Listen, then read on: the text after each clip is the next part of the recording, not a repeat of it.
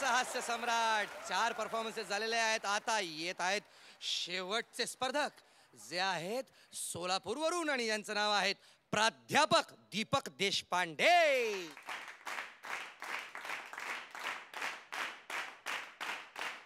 प्राध्यापक कसले आपण?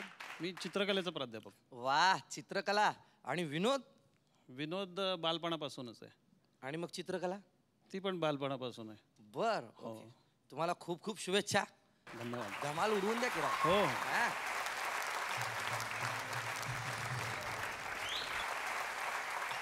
आपल्या सध्याच्या जीवनामध्ये फोन हा एक अविभाज्य घरातला एक माणूस झालेला आहे आणि अशा फोनचे अनेक अनुभव आपल्याला येत असतात. तर प्रत्येकाची फोन घ्यायची किंवा करायची वेगवेगळी पद्धत असते.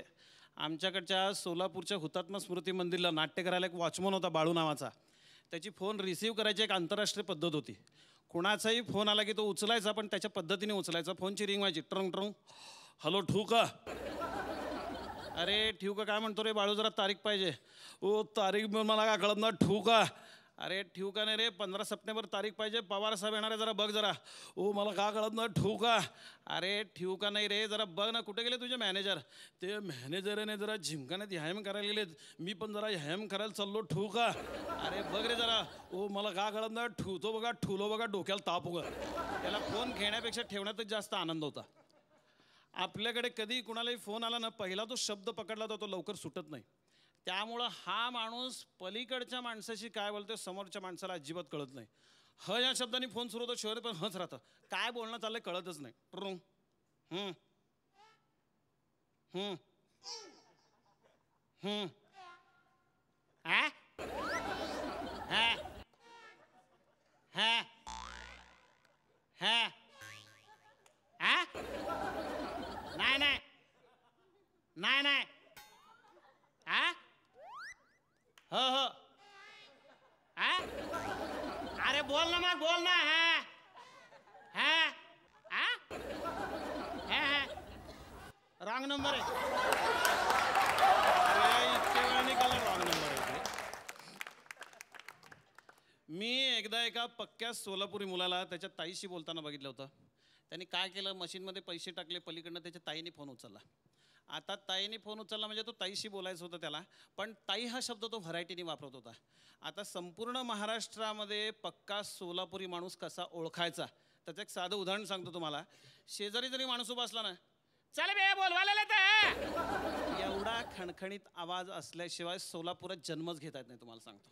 असा खणखणीत सोलापुरी मुलगा होता. त्यांनी मशीनमध्ये पैसे टाकले, पलीकडनं त्याच्या ताईने फोन उचलला आणि फक्त ताई हा शब्द व्हरायटीने वापरून तो बोलायला लागला. कसं बोलायला लागला बघा तुम्ही. हॅलो ताई, काय म्हणते ताई? बर ताई, होय ताई, असं म्हणते ताई. कसं म्हणते ताई? अरे बाप रे ताई, चेट्टा करायला ताई, लय हसायला लागलो लोक बघायला माझ्याकडे. बर ताई, होय ताई, हा हा ताई. काय म्हणली ताई? पिंटी जेवी ना, मामाचा घास बनवून घाल तिला, जेवती ती नाही. पिंट्या जेव का शानपण करून. बर ताई, होय ताई. काय म्हणली ताई? ठेवू म्हणती ताई, नको म्हणती ताई. बर बर ताई, हा हा ताई, बर ताई, होय ताई. काय म्हणली ताई? अरे बाप रे ताई. असं म्हटल्याबरोबर त्याने खिशातनं हात रुमाल काढला आणि घामच पुसायला लागला. काय झालं मला कळायचं नाही, फक्त ताई म्हणाला, बाकी सगळे शब्द पण सोडून दिले. एकदम सिरियस झाला. ताई ताई ताई ताई. काय म्हणली? भांडली भाऊजीशी. कशाला भांडली गो का? संसार करायचा अक्कल नाही का नाही, कशाला लग्न करता डोक्याला ताप माझ्या. काय म्हणली भाऊजीला तू? त्यांनी काय म्हणले तुला? मग मग मग डोकं डोकं शांत, कशाला उलटं बोलली? गप रडू नको, लोक बघायला माझ्याकडे. पुस डोळे. पुसली का नाही डोळे? अगं डोळे पुसाचा आवाज काढ ग, फोनवर दिसत नसताय. हा ग बस, रडू नको, ग बस. मला पण रडू यायला, ग बस. लोक तमाशातलं लोकाला का अक्कल असते. जा बे, माझा फोन संपत नाही, जा की आता. हंतो बा तिथं बे, शानपण करू नको बे. तुला नाही ह्याला म्हणालो. हा ग बस, रडू नको, ग बस. उद्या अजून भाऊजीची माफी मागतो, ग बस. हे जावय लोकांची ना जलंभर माफीच मागायला पाहिजे. किती बी सोनं द्या, पैसे द्या, कुत्र्या शेपूट वाकडे त्या वाकड्याच शेवटी. गबस, रडू नको, गबस. हसली का नाही? अगं हसाचा आवाज काढ ग, फोन दिसत नसताय. हा ग बस आता. आता ग बस ठेवून झापड मारू. ठेवू ग, ठेव म्हटलं. ठेवला एकदा फोन. त्याच्या आणि त्याच्या ताईचं काय बोलणं चाललं होतं मला शेवटपर्यंत लक्षात आलं नाही. धन्यवाद. बोला. वा. हे होतं सोलापूरचं चादरीकरण असं म्हणूया आपण. सादरीकरण तर सादरीकरण झालं. क्या बात आहे. छान छान. थँक्यू. असंच धन्यवाद. जगभरचे मराठी लोक आहेत, त्या सगळ्यांना तुम्ही हसवत राहा. वा. बर, पाहूया आता. मकरंद देत आहेत गुण.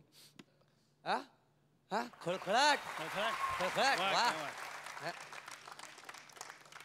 आता नायगावकर काका. यांना जरा थोडा वेळ लागतो हं. बटणं शोधायला, वाचायला. मला काय एवढा वेळ लागत नाही. खळखळाट. वा. धन्यवाद. अशा प्रकारे स्पर्धा संपलेली आहे. म्हणजे आजचा एपिसोड आता संपणार आहे आणि परीक्षकांनी निकाल लावलेला आहे त्यांच्या पद्धतीने. आज ठरणार आहे कुठले 3 स्पर्धक पुढे आहेत आजच्या कॉम्पिटिशन मध्ये. बरं, आता कुठले 3 स्पर्धक पुढे असतील हे कसं ठरेल? तर तुमच्या मागे काही लाईट्स आहेत, त्या तुम्ही पाहायच्या नाही आहेत. त्या लाईट्स ज्यांच्या चालू असतील ते स्पर्धक पुढे असतील. ओके. हास्य सम्राट.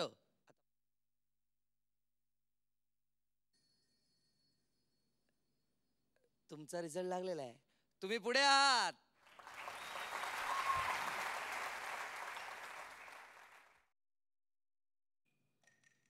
आणखी एक स्पर्धक पुढे आहेत, ते म्हणजे प्राध्यापक देशपांडे.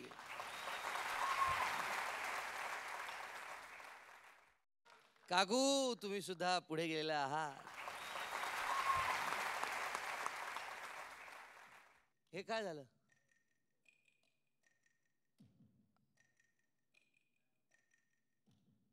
मकरंद, काय करतोयस तू? झाला रिझल्ट लागला.